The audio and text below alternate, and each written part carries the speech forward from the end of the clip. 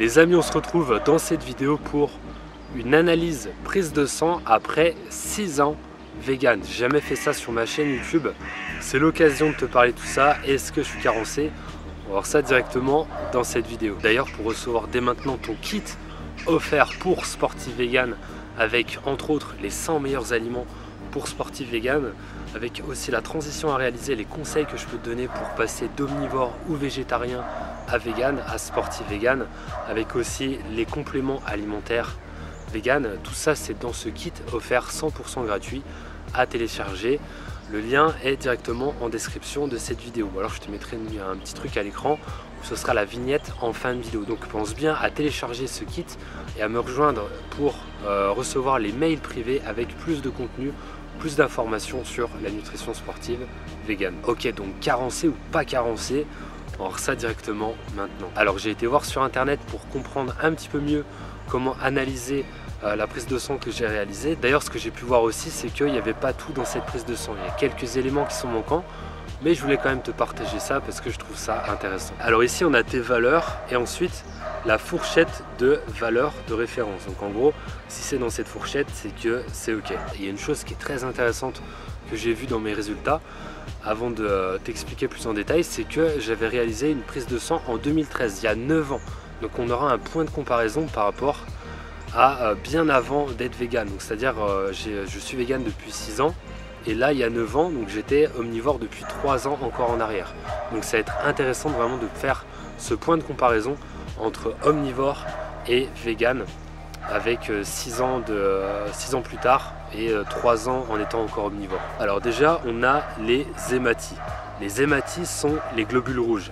Chaque globule rouge contient de l'hémoglobine qui est une protéine permettant de transporter l'oxygène des poumons vers les différents organes du corps. Et on peut voir que je suis dans la norme à chaque fois, c'est-à-dire aucun problème, que ce soit pour hémoglobine, hématocrite, volume globulaire VGM, teneur TCMH, concentration CCMH. Donc ici, tout est nickel. Ensuite, on a ceci qui correspond aux globules blancs. Ils sont fabriqués dans la moelle osseuse et on les trouve dans le sang et les tissus lymphatiques. Ils jouent un rôle clé dans la défense du corps contre les virus et les bactéries qui peuvent causer des infections. Ici, je suis un peu en bas à 3,75 alors que la norme est entre 4,09 et 11.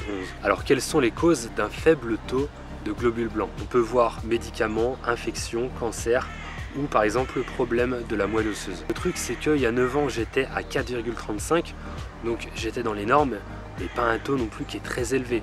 Mais voilà, c'était quand j'étais encore omnivore, donc ça n'a rien à voir avec le fait d'être vegan que je sois en dessous comme ça de la norme. C'est peut-être à cause du vaccin, c'est possible, hein. Perso j'ai 2 doses, donc voilà, je ne vais pas fabuler et dire tout et n'importe quoi, je ne suis pas un professionnel de santé, mais voilà, le vaccin en tout cas j'ai 2 doses, c'est quand même bizarre. Et au-delà de ça, le truc c'est que personnellement je sais que je suis né par césarienne, et quand on est né par césarienne, il y a quelque chose qui se passe au niveau de l'immunité. Il se peut qu'on soit un petit peu plus sensible aux infections, aux maladies, mais voilà, en attendant, depuis que je suis vacciné depuis mes 2 doses, je tombe quand même beaucoup plus malade qu'auparavant. Donc est-ce qu'il y a un hasard? Je pense pas, mais je peux pas non plus m'avancer plus que ça. Bref, on passe à la suite. On a aussi les plaquettes qui sont fabriquées dans la moelle osseuse et aident le sang à coaguler. Donc là, RAS, je suis dans la norme. On enchaîne avec le sodium, le potassium et l'urée, et les 3 sont nickel. Ensuite, on a la créatinine enzymatique et la clairance calculée. Donc ici, rien à signaler, c'est pareil, c'est parfait. À savoir la créatinine, donc ça va jouer sur, c'est tout ce qui concerne les reins, donc c'est à dire que j'ai un fonctionnement optimal des reins, ce qui n'est pas plus mal. On enchaîne avec la ferritine, qui est le stockage du fer. Alors est-ce que j'ai des carences en fer? Et non, toujours pas. Pas de carence en fer, aucun problème. C'est parfait, je suis à 48 pour une fourchette de 24 à 336. C'est pas énorme et d'ailleurs il faudrait que je limite un peu le café.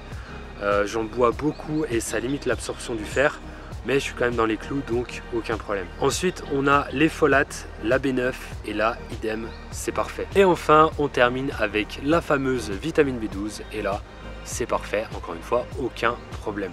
Donc pense à bien te supplémenter en B12. Petite note au passage, que tu sois végétarien ou vegan, peu importe, supplémente-toi bien en vitamine B12. Donc voilà le bilan après ces 6 ans vegan. tout est clean, tout est parfait. Donc franchement, c'est vraiment top.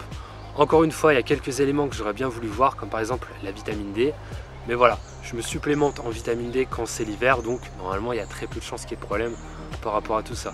Si tu veux aller plus loin toi aussi, avec une bonne nutrition sportive vegan, je t'encourage, comme je te disais en début de vidéo, à télécharger ton kit offert pour sportif vegan avec la démarche à suivre. C'est un PDF, un e-book entièrement gratuit que tu peux télécharger en dessous de cette vidéo, et c'est la vignette aussi qui va apparaître à la fin de l'écran. Donc voilà, j'espère que pour toi tout se passe bien également. N'hésite pas à faire ta prise de sang, c'est important de temps en temps pour vérifier qu'il n'y a pas de problème, que tu assimiles bien tout ce que tu manges et que tu te diriges vraiment vers la bonne nutrition, la bonne alimentation. Si ce n'est pas le cas, il faut changer un petit peu tout ça et pourquoi pas prendre des compléments alimentaires. C'est ce que je te disais en début de vidéo. Donc comme tu peux le voir, aucun problème à être sportif et vegan. Donc fais-le, franchis le cap dès maintenant, c'est vraiment... c'est jamais trop tard. Et puis voilà, on a une époque où vraiment il y a des gros changements qui se font climatiques, etc. Voilà, c'est quasi trop tard, hein, comme tu as peut-être pu le voir récemment. Mais c'est pas une raison pour ne pas agir. Pour moi, c'était important de te faire passer ce message. Donc dirige-toi vraiment vers une nutrition végane, fais-le à partir de maintenant. Et puis voilà, il y aura des effets autant bénéfiques au niveau du climat que les impacts positifs à éliminer les animaux dans ton alimentation. On se retrouve dans la prochaine vidéo, on se retrouvera aussi pourquoi pas au Veggie World en décembre. Donc je vais faire une conférence le samedi 3, si je ne me trompe pas de tête, à 13h30, conférence au Veggie World de Paris. Ça fait très longtemps que j'ai pas fait de conférence, j'en faisais avant, ça date bien d'avant la période Covid, bien avant. Donc voilà, ça va être vraiment super de pouvoir refaire une conférence et éventuellement te voir si tu vas sur place. Tu me diras tout ça sur Instagram pourquoi pas, ou directement en dessous de cette vidéo. On se retrouve dans la prochaine vidéo. Entraîne-toi avec le cœur, mange avec le cœur.